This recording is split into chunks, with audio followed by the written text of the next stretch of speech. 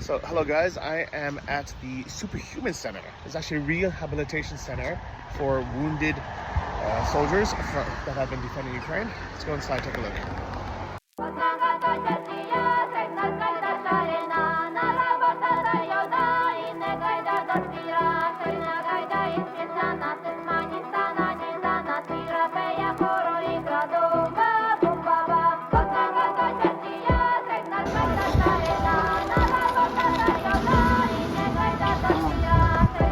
It's nice. We have a nice big park where people can go for walks and kind of get some fresh air.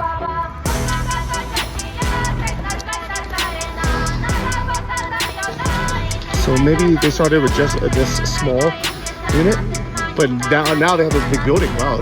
Yeah. Maybe people are going to be living here, right?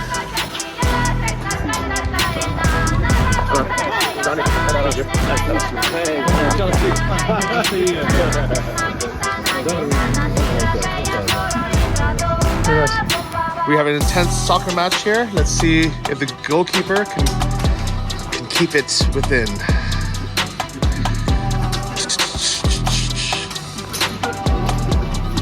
Whoa. The new goals. Let's see if we can get in.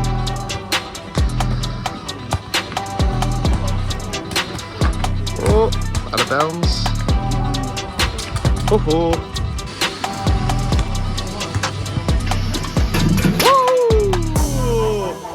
You're lucky. Yeah. Good job. Yeah, good job. Well, so they're building a new building with surgery rooms and apartments for doctors.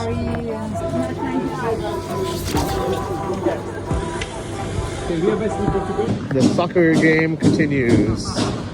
Oh, she's putting down her phone. She's serious now. Serious now.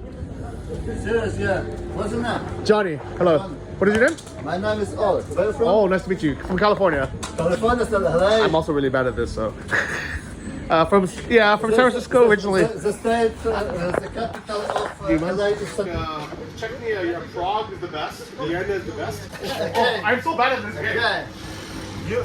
You must move your angle. Okay.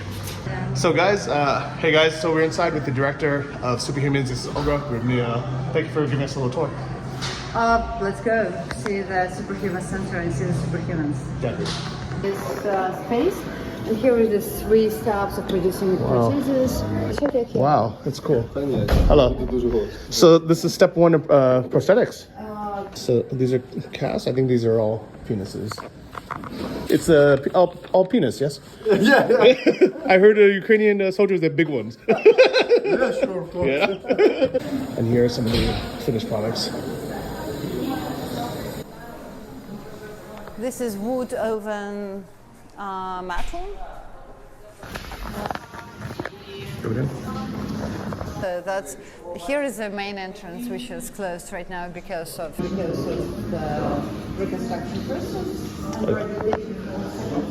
It looks so high tech, like from a sci-fi movie.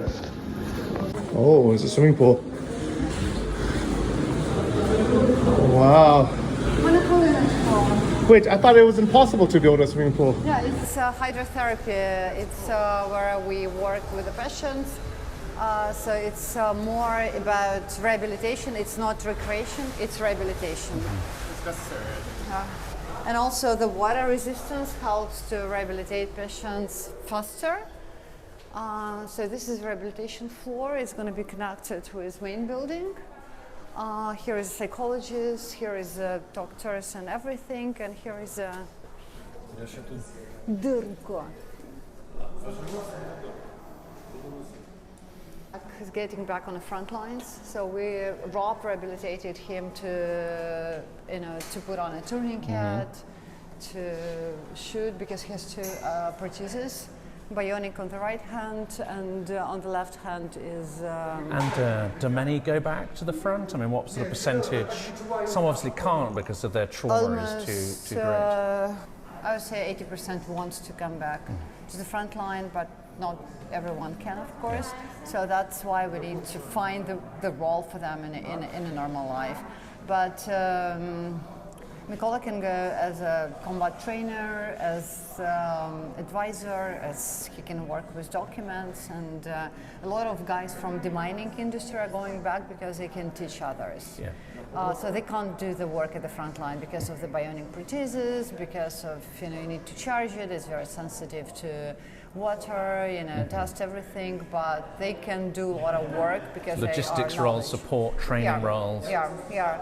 But we want them to live a normal life, to live a civil life. So that's our biggest dream, and spend time. So. And of course, they feel mobile here. They feel that they have a lot of freedom here. But when they go back into the cities, there isn't the same facilities, are there? Getting into shops, metros, there can be some challenges. When they have verticalized and walk, that's more or less fine.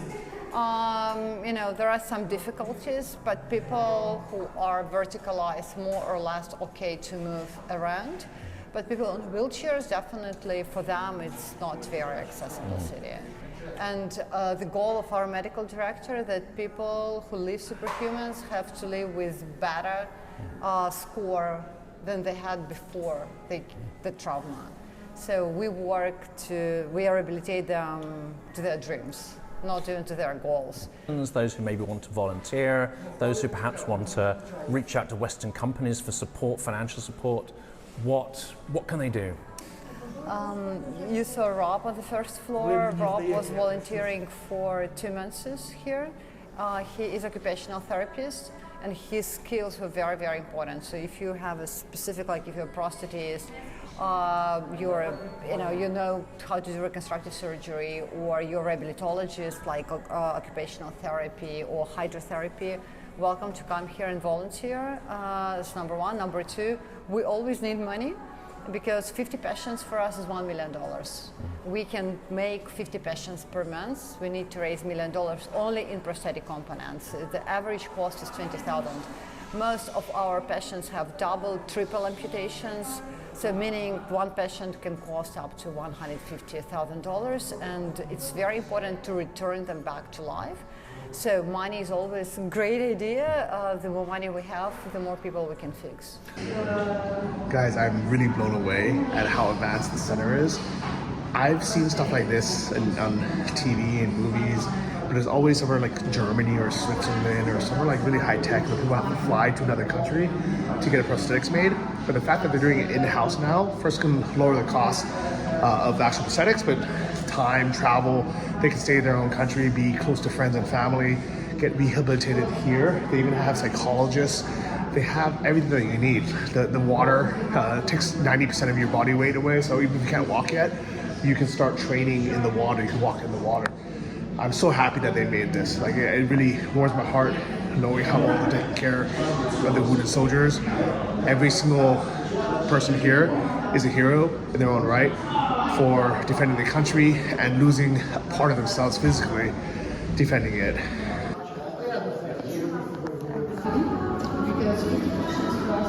Well, Olga, thank you so much for the tour. It's been really fantastic. I was actually saying to camera that this place looks like something out of like Switzerland or some like really high-tech city. How is this possible to have it in Ukraine already and so quickly since the war? We just didn't have time to wait. Yeah. We had to be very quick because we had a line of patients who were waiting. So we had to just hurry up because they trusted in us. Some people applied for Superhumans before we existed. So there are people here in this building who trusted in us more than we did in ourselves. Wow. So that's an incredible credit, of trust and support. So that's very moving. Yeah, and I think that it's a huge motivation to the people who are volunteering their lives, risking their lives to defend Ukraine on the front lines, both Ukrainians as well as foreign volunteers, knowing that they'll be taken care of if something happens to them and they lose a limb, they're able to walk. Meanwhile, I'm assuming in Russia, they're just leaving them and not caring about them. So do you think that like the soldiers on the front line now know, okay, if something happens to me, at least someone will try to take care of me? They do, but I had this conversation with one of our patients. He told me that everyone at the front lines is ready to die. Yeah. But not everyone is ready for disability. Yeah. Disability is a different state. I can imagine, yes. So that's not easy. They do have hope that someone will take care of them, but it's a huge work.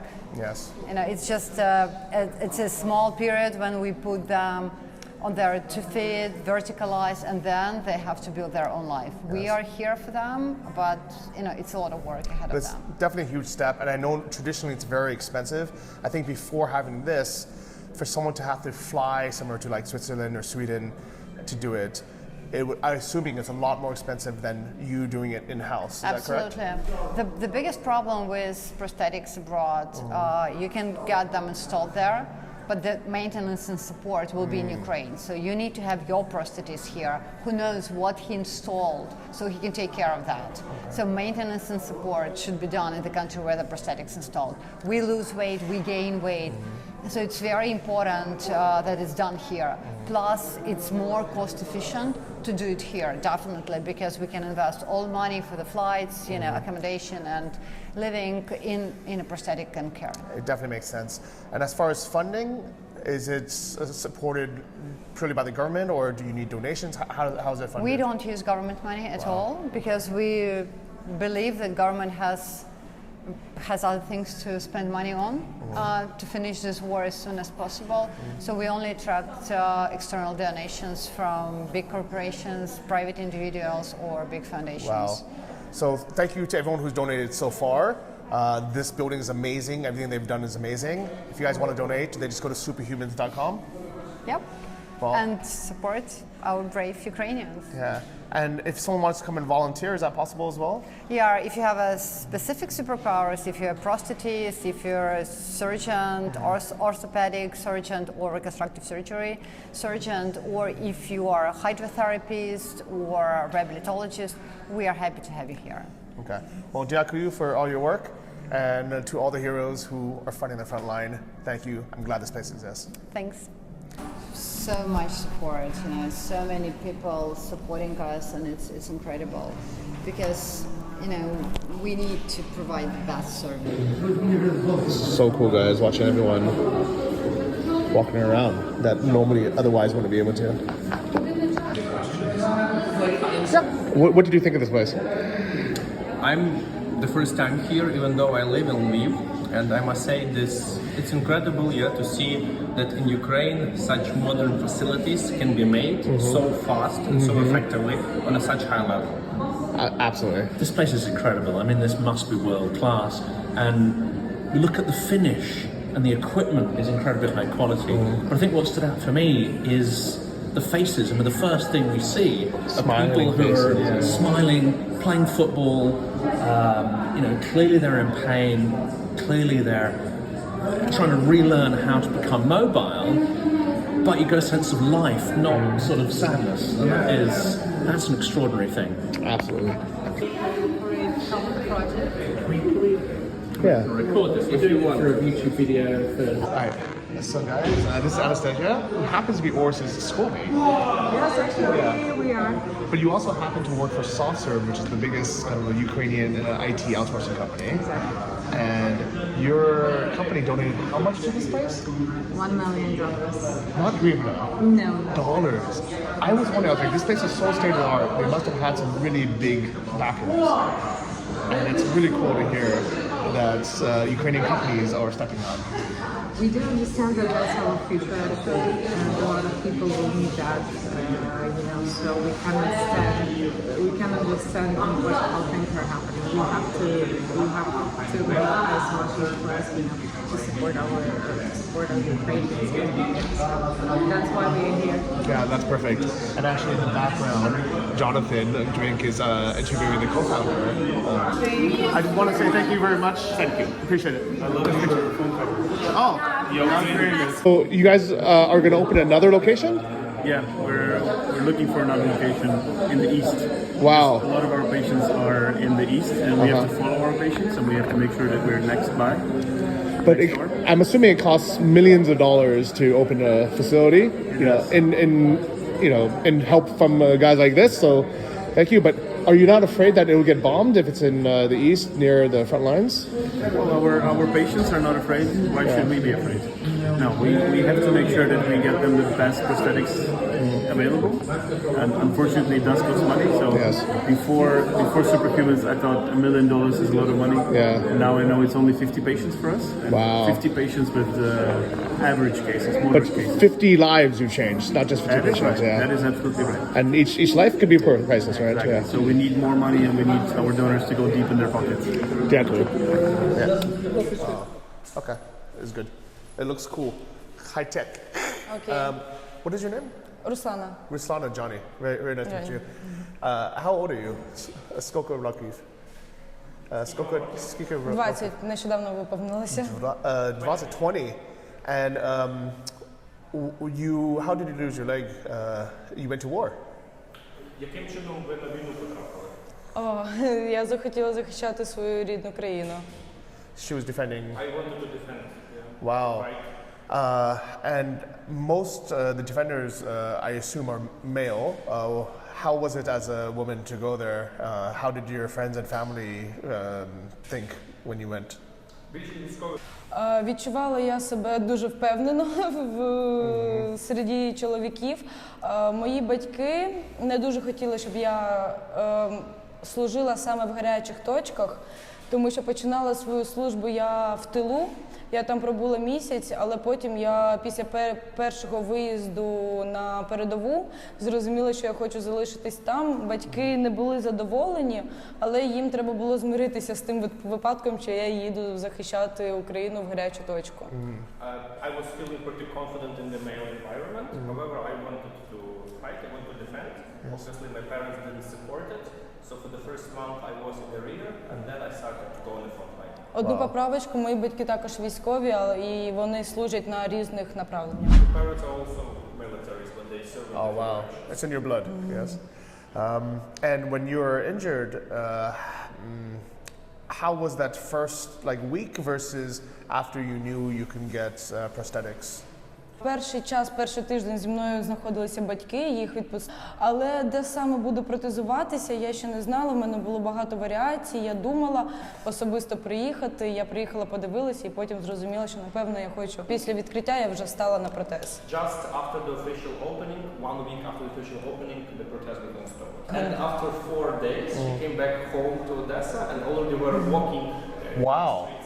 And it felt, how did it feel to be able to walk again? Яке це відчуття? Мати можливість ходити? Мати можливість ходити? Це, напевно, як другий шанс жити. Це щось, це дуже круто. This is cool. Yeah. Second chance to live. Walking without the sticks. Yeah? You can dance a vibe. Chut-chut. Wow, it's cool. So last question is, I have a lot of friends who are fighting on the front line, and all of them are ready to die to defend Ukraine. But most of them say that they would rather die than to come back without a limb and be disabled. What do you want to say to these people? Я можу сказати, що так само думала і я. Я не так сильно боялася загинути, як залишитися без кінцівки і жити з цим все своє подальше життя. Але така випала доля, і треба тепер вчитися якось жити з цим. І мені здається, що я вже навчилася жити з цим, тому я хочу навчити це робити інших людей. She took the same, and she couldn't believe it, but then it happened, and you have to face the truth, you have to face the reality. Once you adapt to this, you can live and carry on. You are inspiration. Ви це натхнення. Yeah, дякую. Thank you. And слава Ukraine. Героям слава. Guys, it's official. Superhuman. How cool is this, guys? Guys, really, really cool day. Saw some really interesting, amazing people. Now, time to head home.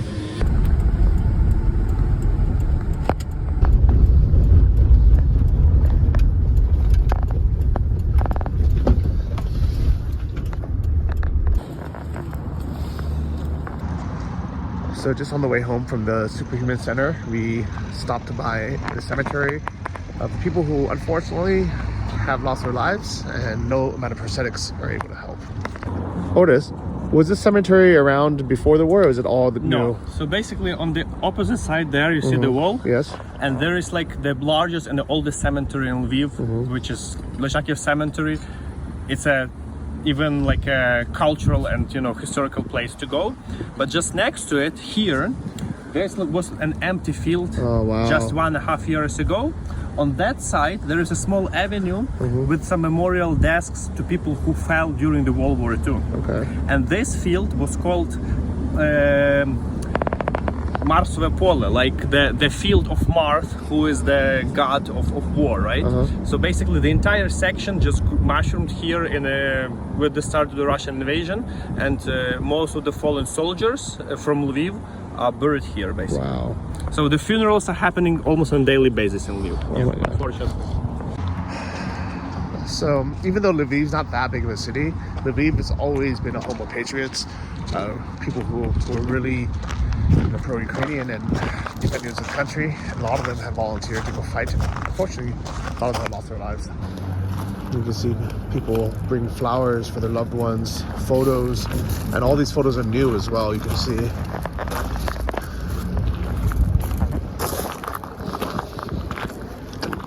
Fresh flowers, fresh flags.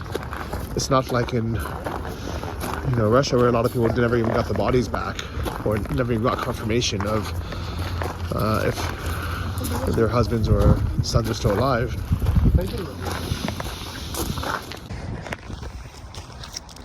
It's always hard because during active war, it's not good to talk about losses, exact numbers. So the opposite side, doesn't know, exactly how catastrophic the losses are.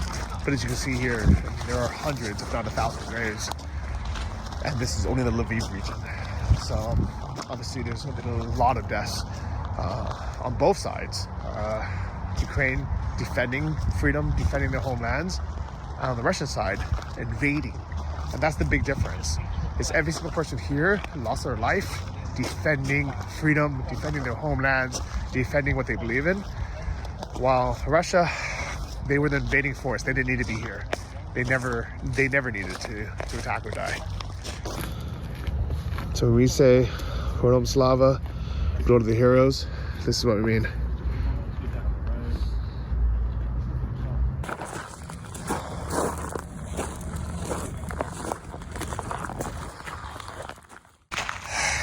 Here you can see it, right? I see it. I saw that girl crying, this young girl, and she's probably at her father's grave. It's tough, Like, yeah. I mean, I walked through here and it was fine, like I was okay, because I'm like, okay, I understand, like, people need to defend their country, people die. But when I saw someone, like, with their father, like, crying, I was like, fuck.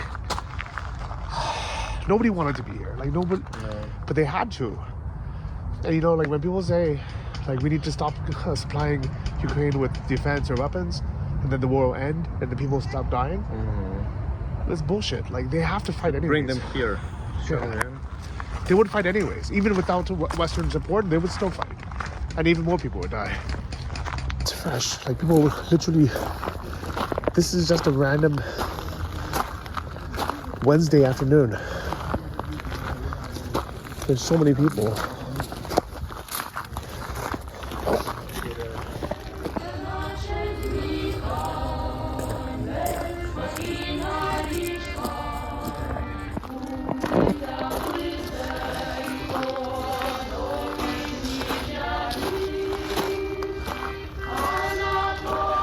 These are fresh graves. It's so sad. Nobody should have to do this. Nobody has to live through this.